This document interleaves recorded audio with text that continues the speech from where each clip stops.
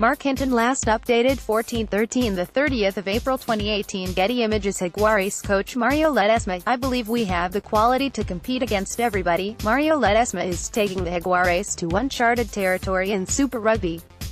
Just don't mention finals footy to his muscular marauders lest they start jumping at their own shadows. Ledesma's Jaguares, who meet the Chiefs in Rotorua on Friday, achieved the most notable result of their short Super Rugby history at Eden Park on Saturday night with their grind-out 20-13 victory over the Blues. Not only was it a record third straight road win, but it was their first success both in New Zealand and against a Kiwi side. At 5-5 for the campaign, and with 20 points, they sit equal 8th, and on the cusp of making the playoffs for the first time since they joined the competition in 2016. But Ledesma, who engaged with a forthright post-match media chat in the bowels of Eden Park, admitted finals football remains an unuttered phrase around the Jaguares. A bit like the Scottish play among the acting fraternity. Fred Moore, Super Rugby needs strong Jaguares tan his lament, we didn't execute which Hurricane sits out. Crockett unlikely Crusaders star, I don't want to talk about that with the boys because they'll get scared, he said with a smile. It seems strange to think of those brutish, burly Argentinians scared of anything, but Ledesma, a former Pumas hooker and Wallabies scrum coach, is adamant that their young age as a professional entity means the fear factor inevitably hovers over them. He talked about his Jaguares being a little bit scared to win in the first half against the Blues and then added, we are scared of being in contention to qualify maybe. That's how young the franchise is.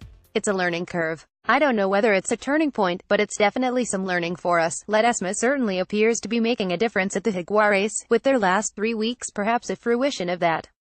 Over consecutive rounds they have rolled the Rebels in Melbourne, the Brumbies in Canberra and now the Blues in Auckland to sashay into the playoff picture. His experience, honesty and respect among the players must be helping, and the sight of them negotiating a difficult contest against the Blues in awful conditions was a real positive. Brute force is all well and good, but there are times when you have to think your way through a game at this level, which is a skill seemingly beyond the Blues. Ad Feedback asked at what point he realized they were good enough to win on Saturday. He said, after I abused them in the sheds, at halftime.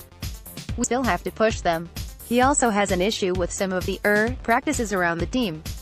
They like their music, and they do it all the time. We have to change that. It's not good to do it after losing a game. But it's huge for us winning over here. We never did it. His initial goals, since stepping into the role for this season, have been around creating a sense of belief and identity in the young franchise.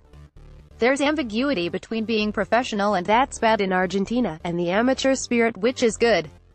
So there's a little bit of that, and also learning how to be the best professionals we can, work harder, transcending ourselves and being resilient.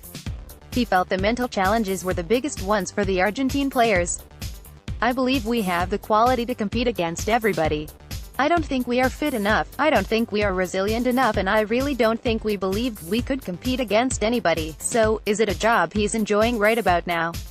I don't know if the word is enjoying. It's a different job, the first time I do it. That's why I look 55, he is a sprightly, if balding, 44.